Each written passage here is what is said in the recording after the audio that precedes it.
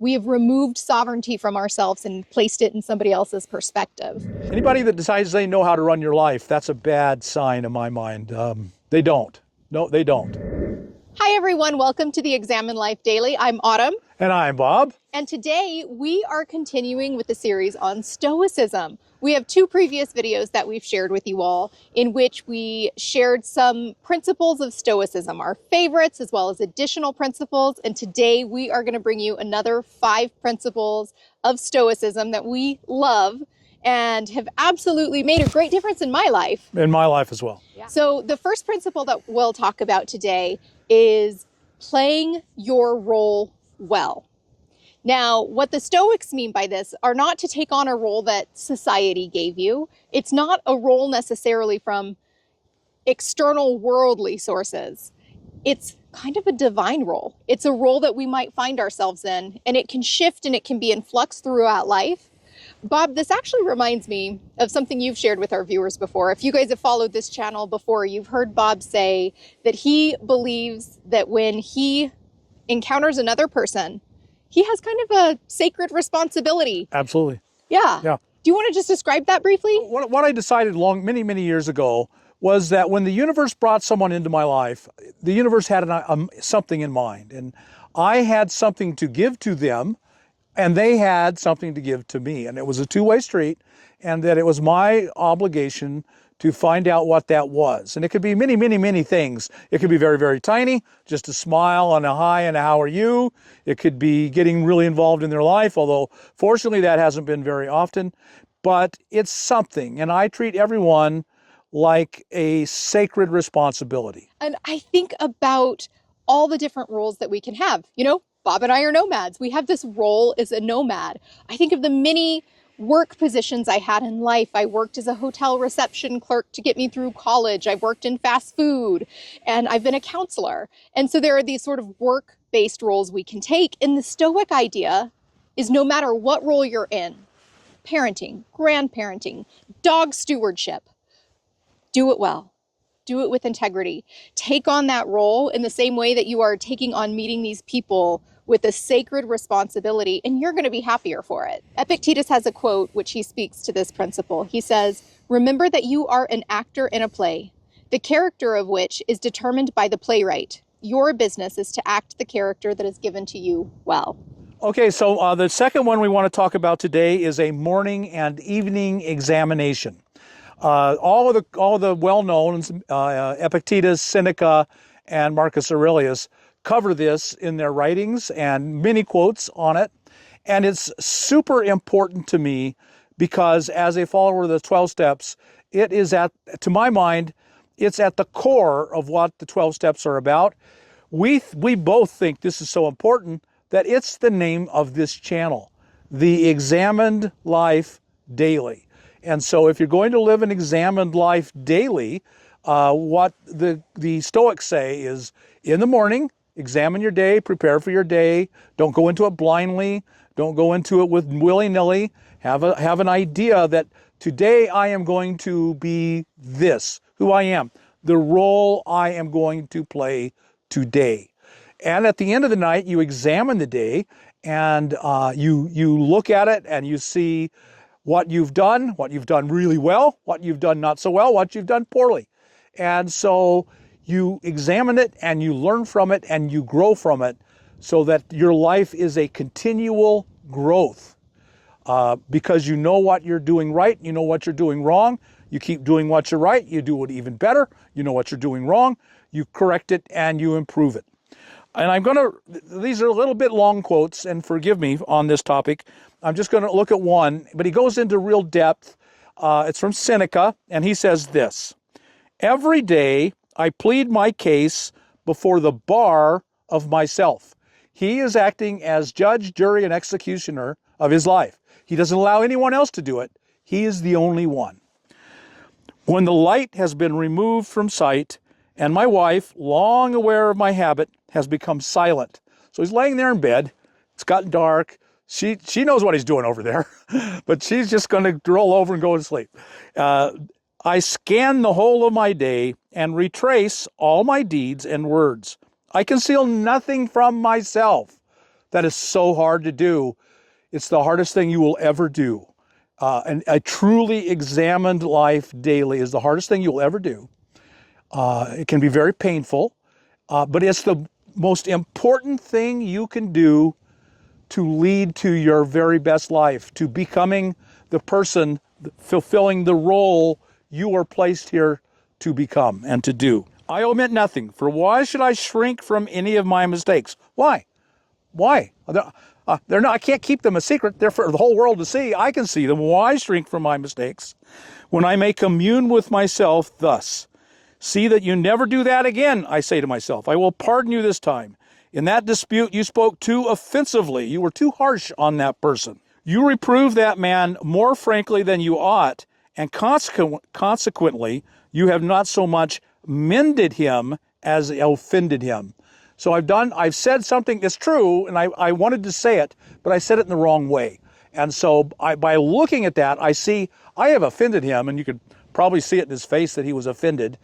And now my chance to be of usefulness to this person is now diminished or lost because I said something too quickly and too harshly. These are the ways you look at your life very closely, and you improve and you get better and better and better. Stoic writings are full of this kind of thing.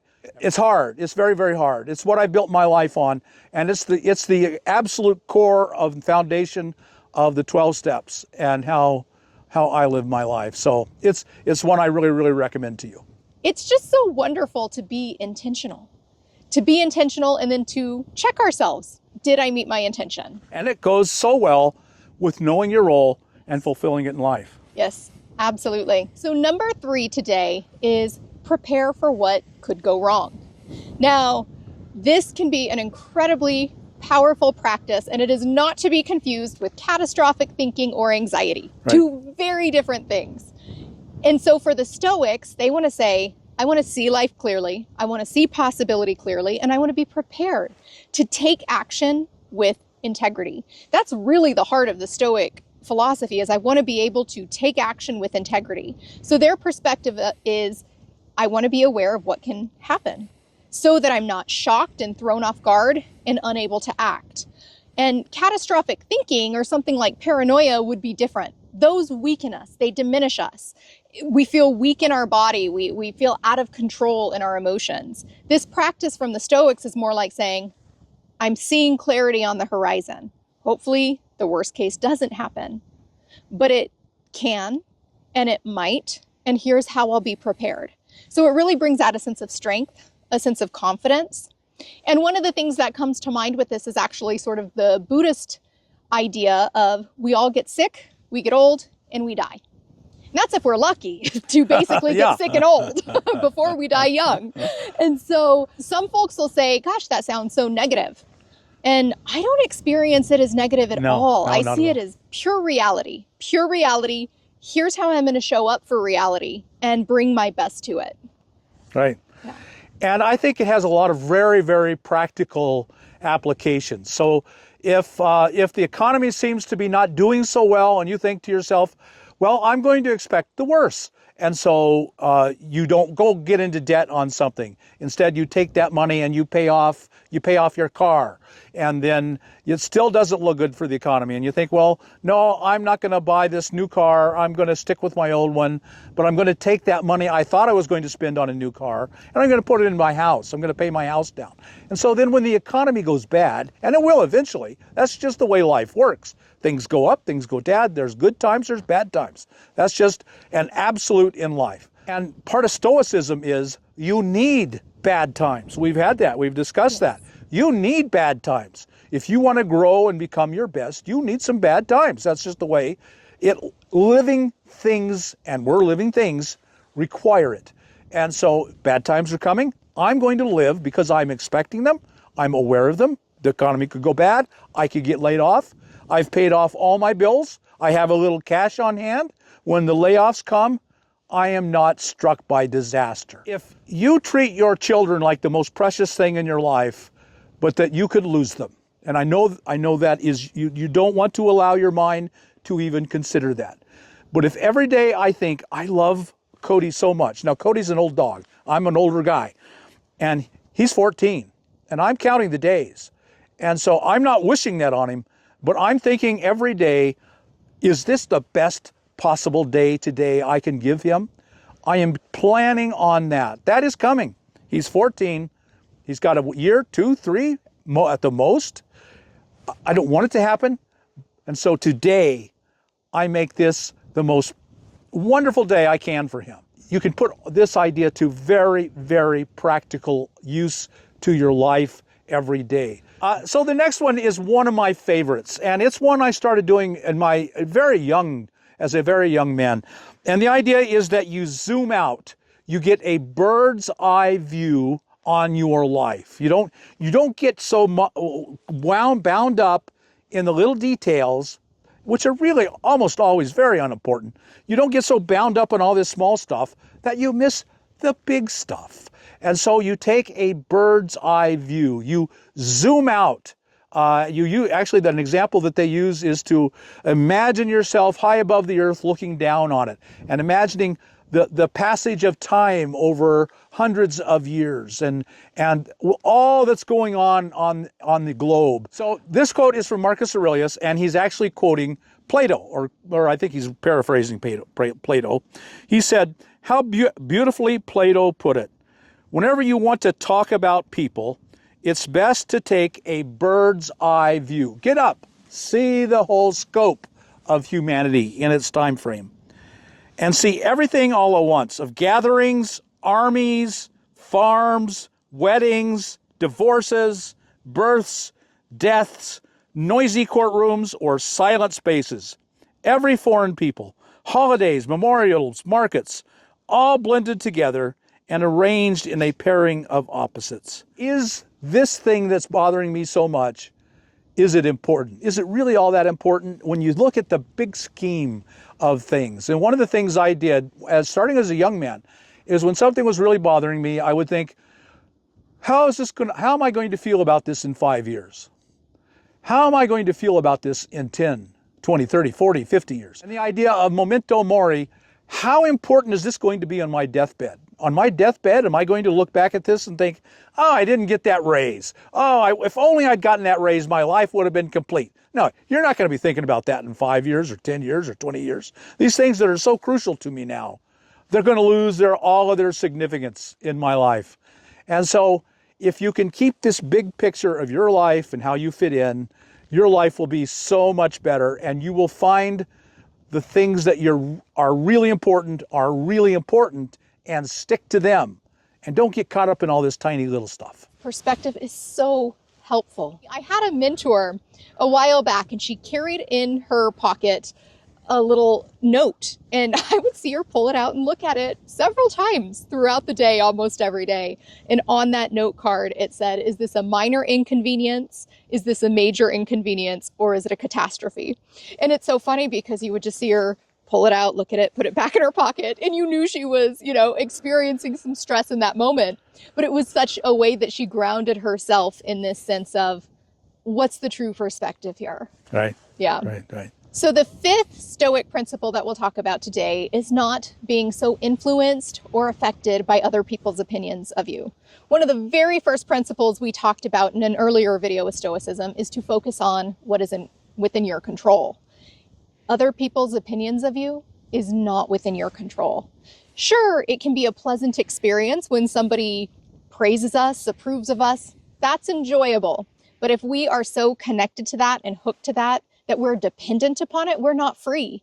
Stoicism is a philosophy of sovereignty and of service. And if we are super focused on how other people are judging us for the positive or the negative, we are giving them our power. We have removed sovereignty from ourselves and placed it in somebody else's perspective. In 12 step, they say, what other people think of me is none of my business. So I think of Anais Nin, an author from the 1950s, and she says, we don't see things as they are. We see things as we are. And the way that I see that relating to this is somebody else's perspective of me really says far, far more about them.